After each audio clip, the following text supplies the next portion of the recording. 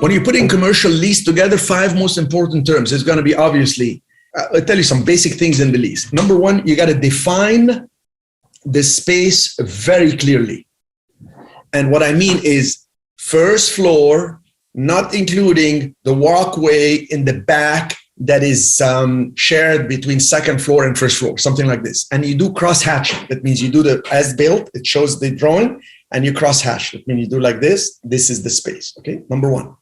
Number two, on that same vein, the defining of the space, you don't say it's 2241 square feet.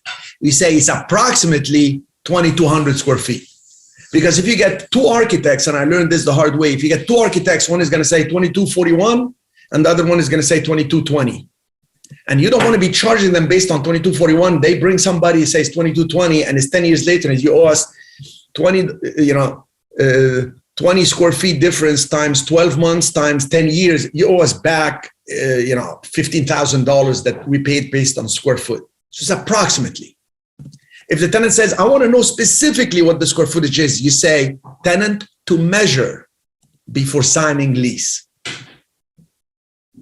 And I'm renting approximately. I tell them approximately. I don't care. I'm renting the location. So defining the space, defining the possession date versus commencement of rent date. For example, I'm signing a lease and I said, the possession date is going to be the day you sign the lease, because they said we have somebody to pick up the key. That's possession date. You're going to sign the 15th, you're going to get the key on the 15th, provided you give me that cashier check or you're wanting the money. But commencement of rent is going to be 90 days later. They said, oh, but the construction may take us 4 months. Commencement of rent is 90 days later. So they wrote the LOI back and they said, rent shall commence at the conclusion of the construction. And I replied back, no later than 90 days after signing the lease. A lease to be signed on no later than March 15th. You see how it is? You want to define this possession and commencement of lease. Number 3, corporate guarantee or personal guarantee. Very important. What is this guaranteed by? The person tells you, look, I don't sign because I am from another country, and but I have a local person, they're going to sign on our behalf. Something is shady here. Okay, something is not right. All right? So I need a corporate guarantee or a personal guarantee. And okay, then we need the actual terms in terms of how much, how long. So it's going to be, let's say, 5 years. And it's going to be $5,000 to begin with, let's say, 2% escalation. It's very clear. All right. So these are the terms. You pay late. And then number 5 will be the definitions of default, like the event of default, because you have 2 types of defaults.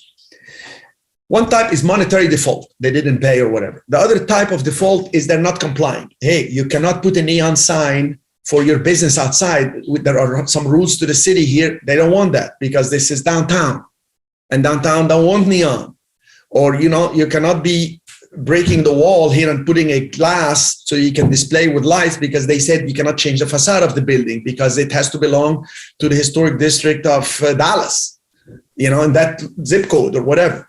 So you want to make sure the events of default are spelled out and what you're going to do.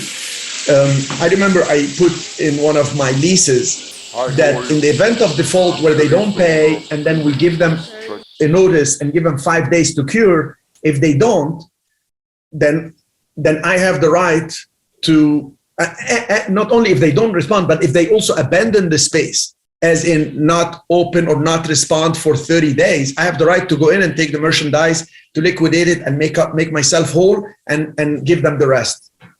Well, it was a husband and wife. She caught him cheating. He got mad at her, kicked her out of the store. She came back with some people. They shut the store, etc. Long story. I didn't get paid for 30 days.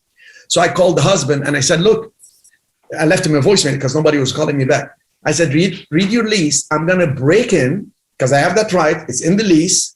And I'm going to take the jewelry to make up for the losses. And the rest will be held in this address with the witnesses. And we're going to film the whole thing. And it's going to start tomorrow. Guess what? He came in with a cashier check, paid me, took his stuff. I was happy. And I took a space with the cabinets and everything. And everybody parted ways.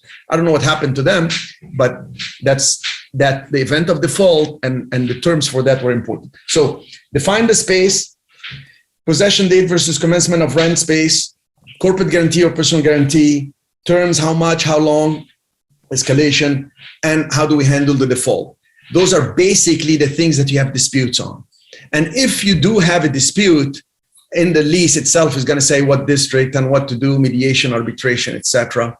And now we add one more thing, if I may throw it in there, in event of bankruptcy. In event of bankruptcy, you're going to leave. There is no like judge is going to give you, we agree in advance. And we had an expert bankruptcy attorney write it. And that goes by district. But if you have a property in Florida, they're going to have an expert attorney that does stuff for bankruptcy to tell you how to write it in a way that the court will work with you. So you're not holding a space with a guy that filed bankruptcy. Cool.